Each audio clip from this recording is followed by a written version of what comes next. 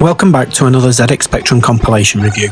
This is the first video recorded in 2026 and I'm trying out a new video editor, so hopefully it all works out. As usual, I'm going to share a couple of my latest compilation pickups to start. And this time, we've got two compilations from Gremlin Graphics. Gremlin released 21 compilations, 22 if you include twin packs, including the 10 Great Games, Star Games and Ace Games series. But the two here are a little different. Both were released in '89 in similar cardboard packaging, and the copies I have didn't include an instruction sheet or manual, but a check on Spectrum Computing shows that there's no manual for either in their archive, so it's possible, though unlikely, that they didn't even come with one. The House Mix is a selection of in-house games, most of which don't appear on other compilations. Techno Cop, Dark Fusion, Night Raider and Skate Crazy all reviewed fairly well at the time, though the other two games, Artura and Motor Massacre, really didn't, so it's a mixed bag. Games Crazy, on the other hand, is an odd one. Marketed as containing 24 events, it doesn't mention anywhere on the packaging what games are included. Instead, it just lists the wacky events, and some are easy to work out. Surfing in Hawaii and half-pipe skateboarding are obviously California games, but boot throwing, 100-meter slither, pogoing, head throwing. The only way to see what the games are is to look at the cassettes, and that tells us that across the 4 tapes we have Alternative World Games, Galactic Games, California Games and Super Sports. It really was a strange marketing ploy, and I can only assume that they were trying to trick people into thinking that it was a new release and not a compilation at all. I've been toying with the idea of doing a mini-series of reviews for alternative sport games, basically those featuring events that aren't in the Olympics, so I may well be looking at some of these games in more detail in the future. Right, back to business, and in this review we'll be looking at Trio, a budget compilation from Creative Sparks. Released on their Sparklers label, Trio collects 3 of their previous budget releases into a single cassette for the price of £2.95. Trio was also released for the C64, with completely different games, but us speckers, we got Desert Burner, Quackshot and St. Crippens. Okay, here we go with Trio. As you can see, it's a very functional cover. It's got the name of the 3 games that are on it there, Trio in big letters, telling us it's for the Spectrum, at a price of £2.95, with the Sparklers logo, which is appropriately written to look like it's written in a sparkler. You can see from the price sticker there that mine originally must have been a whole 5 pence off, £2.90. What a bargain. The spine is, again, very functional. It's got the same colour scheme as the logo, the 3 games and the name of the compilation, Trio, and that's about it.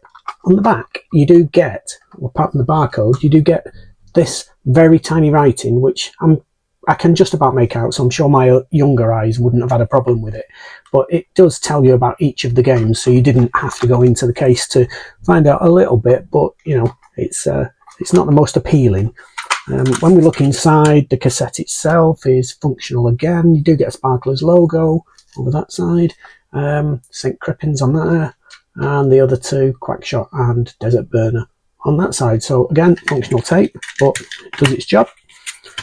The inlay shows we have around a page for each game.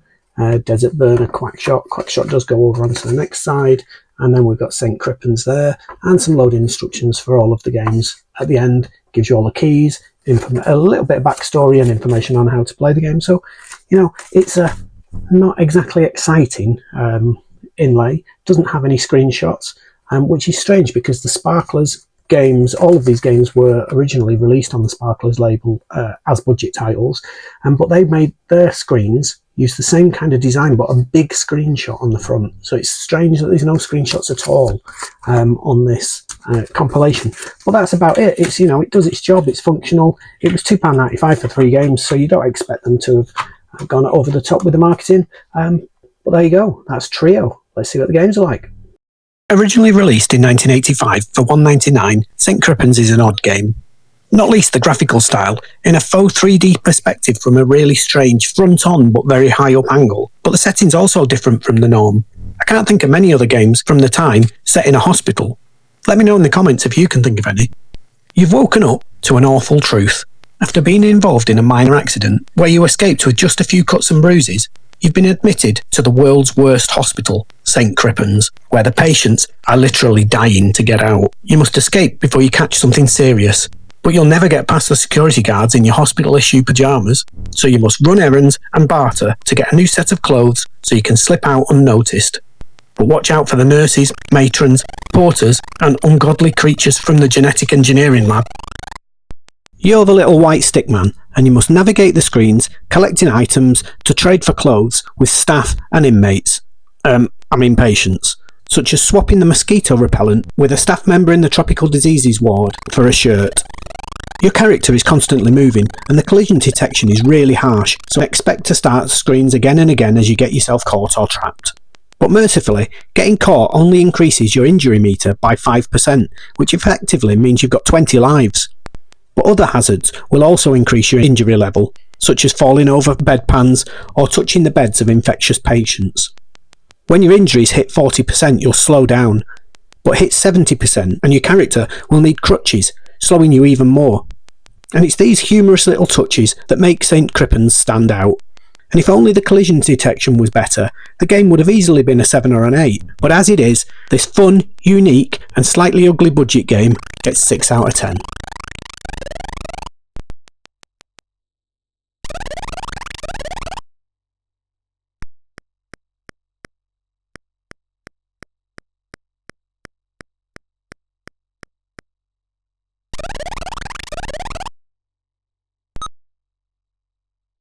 Desert Burner was again released on the Sparklers label in 1985, but this time for the higher price of £2.95.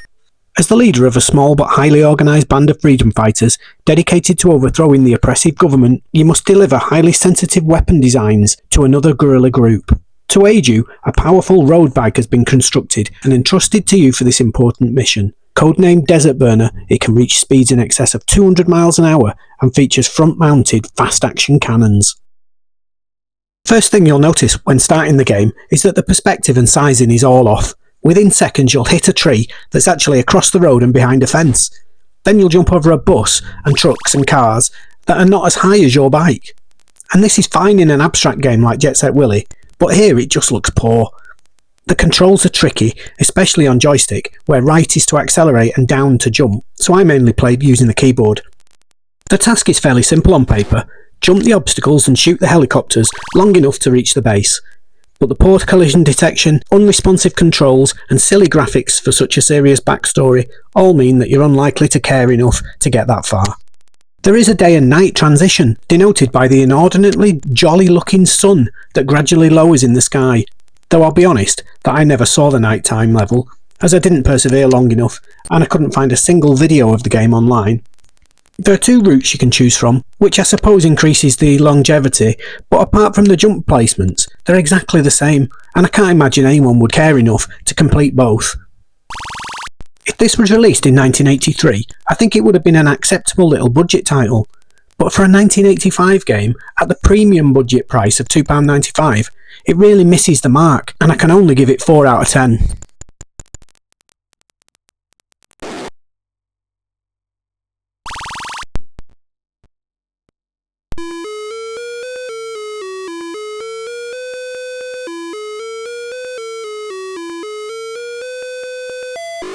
Quackshot is another Sparklers release from 1985, but this was pitched at the odd budget price of £2.50. It's your first night in a new job, night watchman of the Acme Clockwork toy factory, and the ducks are running rampage and all the other toys have joined in. Your only option is to take them out with your gun and bombs, as you do. Work your way through 16 levels by finding keys to unlock the large vault doors, using teleports where necessary to access hard-to-reach areas. Your gun shoots left and right simultaneously, but that means you can't attack vertically. For that, you'll need to use the limited bombs. Each level needs an increasing number of keys, and the levels are about 5 screens in size, so there's a fair amount of playability here. But whether you can bear it probably depends on the Spectrum model that you're playing on. If you play it on original 48K hardware with no volume control, you'll have no way of turning off the absolutely dire sound. It's so grating and over the top that I'd actually rather have silence. The music is just as bad, and the graphics are also just as ugly.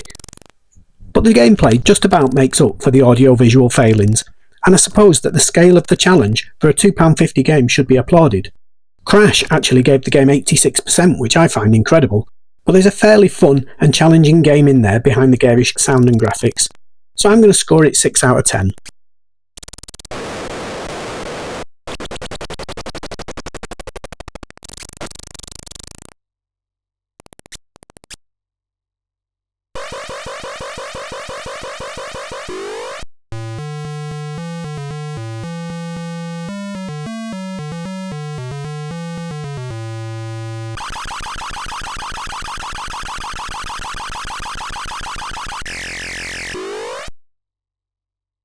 So that's Trio, short and not especially sweet. I really enjoyed St. Crippens and would say that that was my favourite of the three. Desert Burner is objectively the worst of the package, but I'll be honest, I'd rather play that again than Quackshot, though that's probably more to do with my ambivalence for that type of game and the grating sound effects. There was one review of sorts for Trio from the July 1986 issue of CMVG, but whilst it didn't critique any of the games, just describing them, it did give an overall score of 3 stars out of 5, though as this review covered both the Spectrum and Commodore versions, which have completely different games, it's odd just to see a single score. For my ratings, Trio picked up an average game score of 5.33. The packaging was merely functional. The inlay's well laid out, but with no screenshots and an extremely dull front cover, it only scores 5. The 17 points from a £2.95 price comes to 18 pence per point, so scores a very respectable 8.5. And using a sparkler to draw my working out in the air, Trio gets an overall rating of 59%. Looking at the budget chart, and Trio sits a little disingenuously in the bronze medal position by virtue of being only the 3rd budget title reviewed. The overall chart though is a lot more sobering, as Trio is dead last.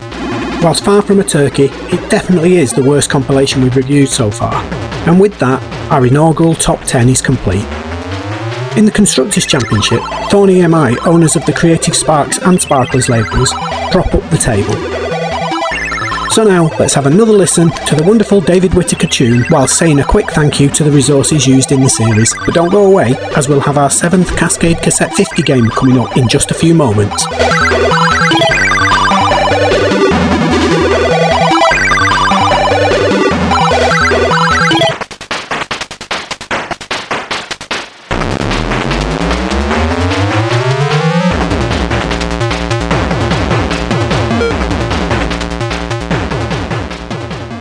And on we go to another Cassette 50 game from Ulrich Technical Services. I think about half of the Cassette 50 games were done by UTS, so you know who to blame. This time we've got Boggles, a puzzle game that appeared in position 9 on side A of the cassette. So let's take a look. Right then, Boggles. The instructions tell us that we're given a number, and in turn we can take away as many or as few as we want, up to a set limit. And the person who ends up with the last number loses. So let's give it a try. Okay, so there's probably a knack to this. If I can get him on a 7, then whatever he takes, I can still give him the 1. But getting him to 7 is the problem, because he's trying to do the same to me.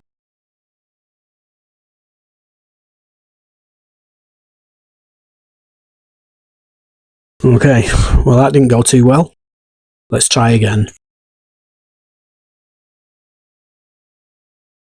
Nope.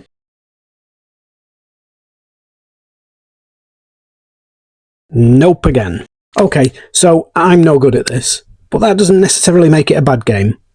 But when the computer is so perfect, it removes the fun, and even if there is a knack, it can't make it any more fun, as it removes any kind of actual challenge.